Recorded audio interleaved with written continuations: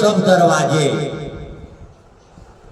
बंद हो जाए सब दरवाजे, नया रास्ता दिखाते हैं गुरु। सिर्फ किताबी ज्ञान ही नहीं, आध्यात्मिक ज्ञान सिखाते हैं। गुरु बिना ज्ञान न उपजे, गुरु बिना ज्ञान न उपजे, गुरु बिना मिले न मोक्ष।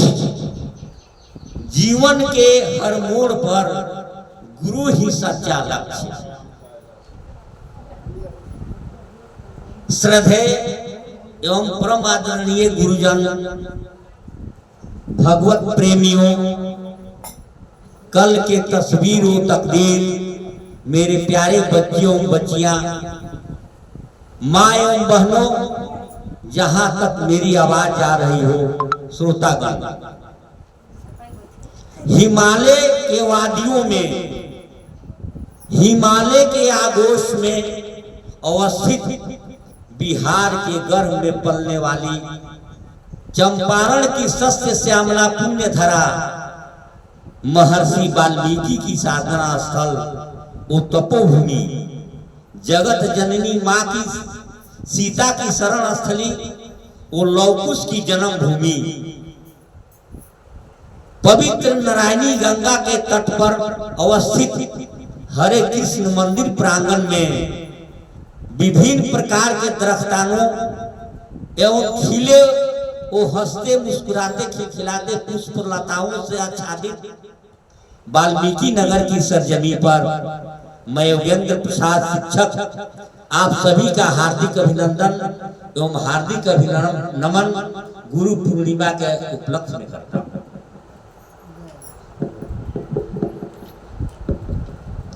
सर्वविदित है, सभी जानते हैं कि आज 10 जुलाई 2025 गुरु पूर्णिमा है। इसीलिए इसे इस पवित्र अवसर पर सभी को सर्वप्रथम हार्दिक बधाई देता हूं। गुरु पूर्णिमा को आषाढ़ पूर्णिमा भी कहते हैं, क्योंकि यह आषाढ़ माह की आषाढ़ पूर्णिमा के दिन मनाई जाती है। आज आषाढ़ है। गुरु पूर्णिमा को पूर्ण चंद्र दिवस भी कहा जाता है। धार्मिक मान्यताओं के अनुसार गुरु पूर्णिमा के दिन ही महर्षि वेद व्यास जी का जन्म हुआ था। इसीलिए मान्यताओं के अनुसार गुरु पूर्णिमा के दिन ही महर्षि वेद व्यास जी का जन्म हुआ था।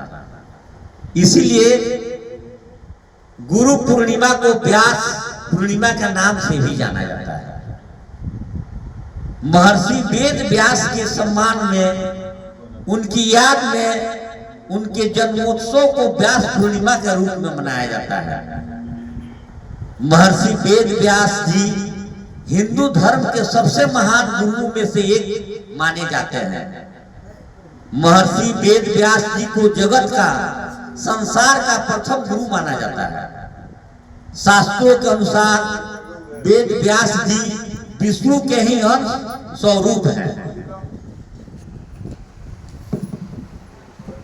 ऐसी मान्यता है कि गुरु पूर्णिमा के दिन महर्षि वेद व्यास ने चारों वेदों की रचना की थी।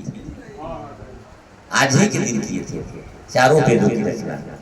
महर्षि वेद व्यास जी भागवतम, 18 पुराण, 6 शास्त्र, 9 व्याकरण एवं महाभारत जैसे महान महाकाव्यों, महान ग्रंथों की रचना की। यह माना जाता है कि गुरु पूर्णिमा के दिन लक्ष्मी जी का सागर मंथन से, समुद्र मंथन से प्राकट्य हुआ था और भगवान विष्णु और शिव भी इसी दिन विशेष रूप से पूजनीय है। गुरु पूर्णिमा के दिन भगवान विष्णु और मां लक्ष्मी की पूजा की जाती है। पद्म पुराण के अनुसार गुरु सब 2 अक्षरों के मेल से बना, गु और रु। गु का अर्थ होता है अंधकार, अज्ञान, और रू का अर्थ होता है प्रकाश या ज्ञान, अर्थात जो अंधकार से अज्ञान से प्रकाश की ओर ज्ञान की ओर ले जाए वही ये वेद व्यास ने पद्म पुराण में गुरु शब्द का वर्णन किए हुए हैं और उसका अर्थ बताया हुआ है। और वो प्रश्न अब होता है उठता है कि ज्ञान क्या है और अज्ञान क्या है। तो हम लोग ये भौतिक संसार में जी रहे हैं और मोह माया में फंसे हुए हैं, मोह माया के जाल में सांसारिक चीजों में फंसे हुए हैं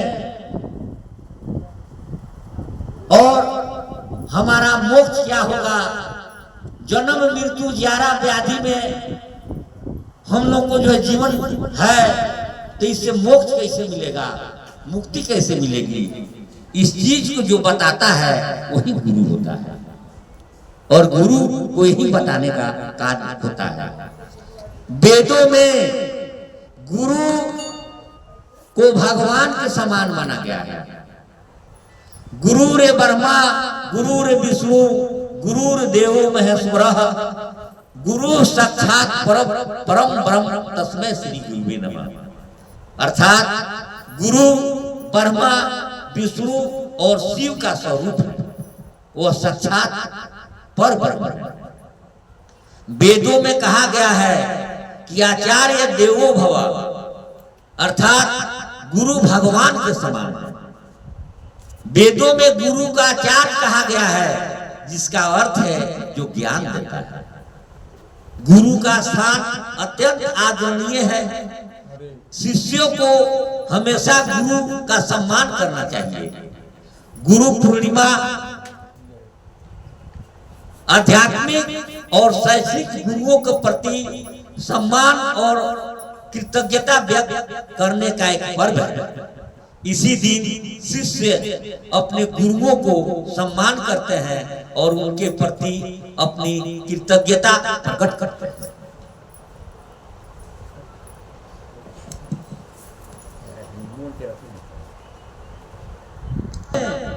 भगवान श्री कृष्ण ने गुरु के लिए बताया है।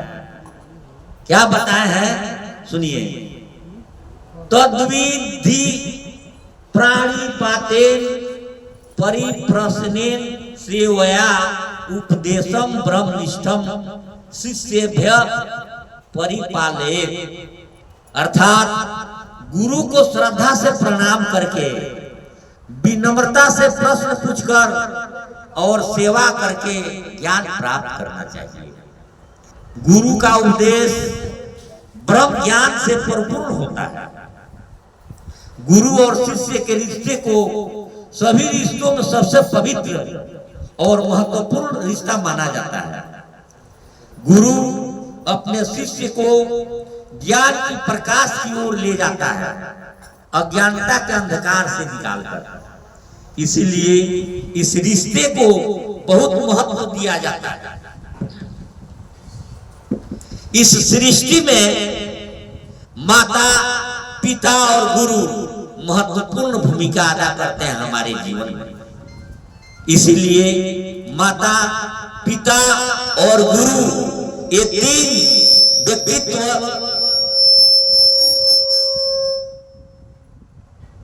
हमारे जीवन में ऐसे होते हैं जो हमेशा हमारा भला चाहते हैं और इन तीनों का अगर आशीर्वाद मिलता रहे तो जीवन में निरंतर उन्नति होती चली जाएगी। वैसे तो प्रत्येक दिन ही अपने गुरु चरणों का सम्मान करना चाहिए, उनकी आज्ञा का पालन करना चाहिए, लेकिन गुरु पूर्णिमा के दिन किए गए सम्मान, स्नान, दान और उपवास आदि के कार्य बहुत ही शुभ माने गए हैं। मान्यता है कि गुरु पूर्णिमा के दिन गुरुओं को आदर सम्मान करने से जीवन में सकारात्मकता आती है और जीवन में जो भी बाधाएं होती है वे दूर होती है। इस दिन गुरु मंत्र लेने की भी परंपरा है। इस दिन गुरु अपने शिष्यों को दीक्षा भी देते हैं। गुरु का कर्तव्य है, गुरु का धर्म है कि वह अपने शिष्यों को अज्ञान से ज्ञान की ओर ले जाए।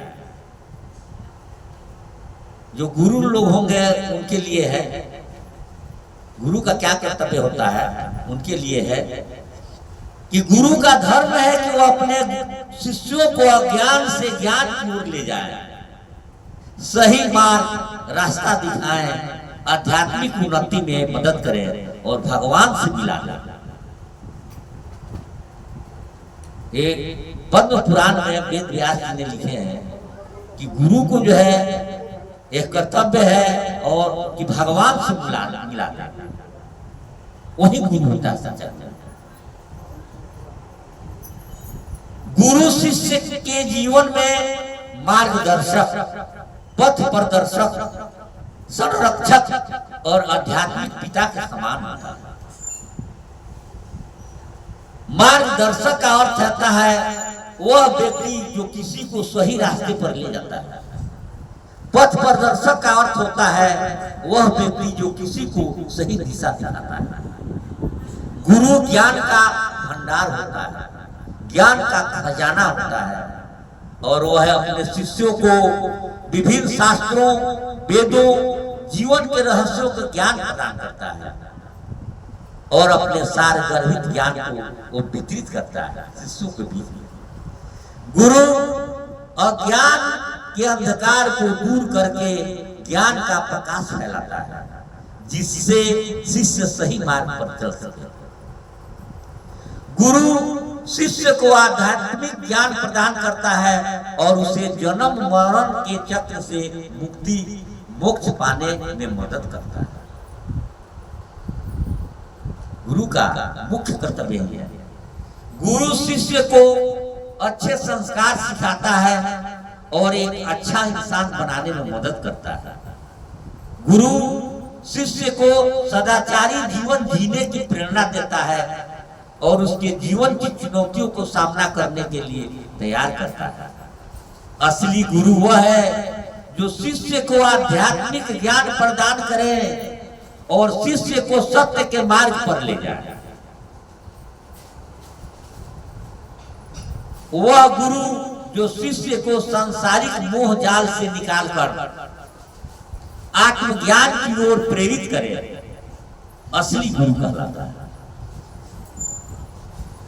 असली गुरु के पास आध्यात्मिक ज्ञान का भंडार होता है और वह उस ज्ञान को अपने शिष्यों के साथ शेयर करता है, साझा करता है।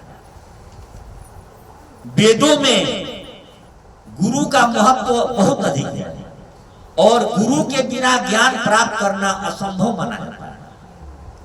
भगवान राम ने वशिष्ठ ऋषि से शिक्षा प्राप्त की थी।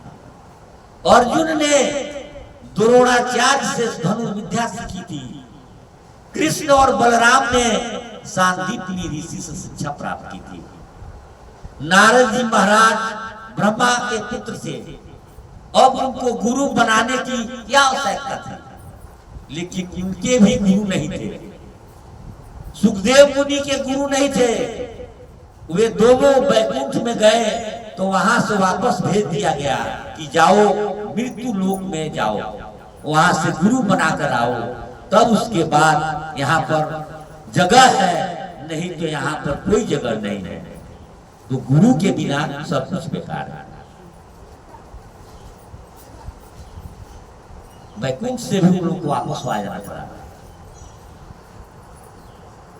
पद्म पुराण में वर्णन है कि जिन गुरुओं ने, ये शिष्य का कर्तव्य होता है कि पद्म पुराण में वर्णन है कि जिन गुरुओं ने एक अक्षर का भी शिष्य का प्रबोध किया तो उसके लिए पृथ्वी पर कोई ऐसा पदार्थ नहीं है जिसे देकर ऋण मुक्त हुआ जा सकता। पृथ्वी की सारी संपत्ति आप तोल दीजिएगा और एक अक्षर का भी प्रबोध किया, ज्ञान दिया, तो जो है वो दब ही जाएगा, वो पलड़ा दब जाएगा। महात्मा कबीर ने अपनी साखी में कहा है, यह तन, तन कहते हैं शरीर को, विष की बेल, विष जहर बेलरी लता को कहते हैं। यह तन विष की बेलरी, गुरु अमृत की खान, शीश दिए जो गुरु मिले तो भी सस्ता जान। अगर सिर कटा देने पर भी गुरु मिल जाते हैं, चढ़ा देने पर भी, तो उसको सस्ता ही समझना चाहिए। गुरु का इतना महत्व है। एक कबीर दास ने इस चीज का वर्णन किया। महात्मा कबीर ने गुरु की महिमा का वर्णन करते हुए कहा है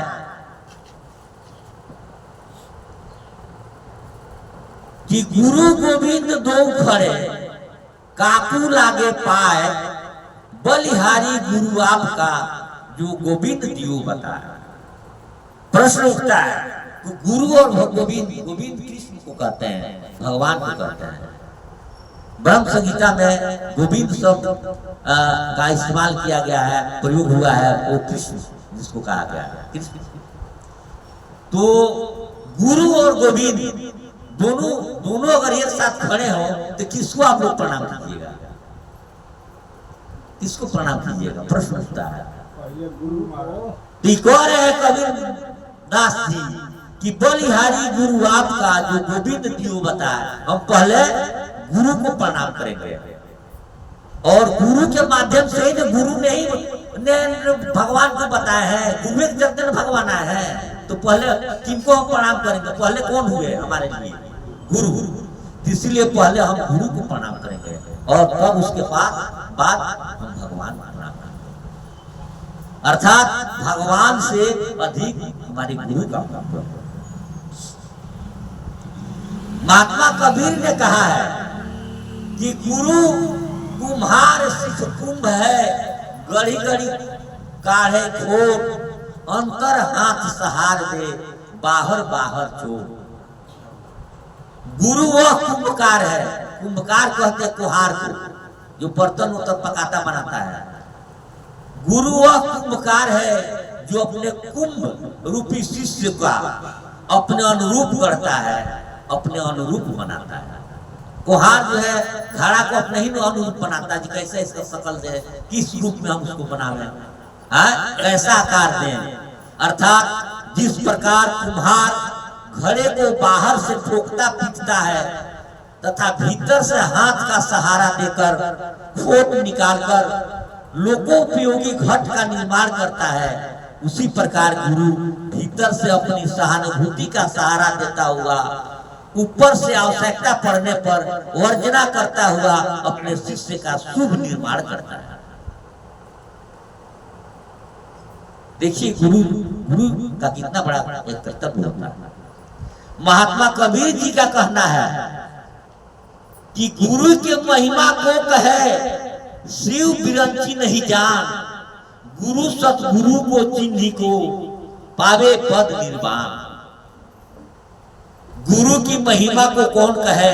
उनकी महिमा को शिव वर्मा जी भी नहीं जान पाए हैं, वर्मा और शिव भी नहीं जानते हैं गुरु की कितनी बड़ी महिमा होती है। सदगुरु की पहचान करके जो मनुष्य गुरु की सेवा करते हैं उन्हीं को परम पद की प्राप्ति होती है। यहाँ सदगुरु शब्द का इस्तेमाल हुआ है कि सदगुरु होना चाहिए, उनकी सेवा कीजिएगा तभी परम पद का प्राप्ति होगी, नहीं तो प्राप्त नहीं हो सकती है। आगे हम बताएंगे कि अज्ञानी गुरु के पास जाने से क्या आपका मार्ग क्या जो है कैसे रास्ता भटकना पड़ेगा। आगे सुनिए, कबीर दास ने कहा है कि कबीर ते नर अंध है, गुरु को कहते और हरि के रूठे ठौर है, गुरु रूठे नहीं ठौर। कबीर साहब का कहना है कि वे मनुष्य अंधे हैं जो गुरु को ईश्वर से अलग मानते हैं, क्योंकि ईश्वर के रूठने पर गुरु के चरणों में शरण मिलती है, परंतु यदि गुरु रूठ जाए तो भगवान के पास भी शरण नहीं मिलती है। शरणागत भगवान के पास जाइएगा गुरु को उठा करके तो आपको वहां जगह मिल जाएगी।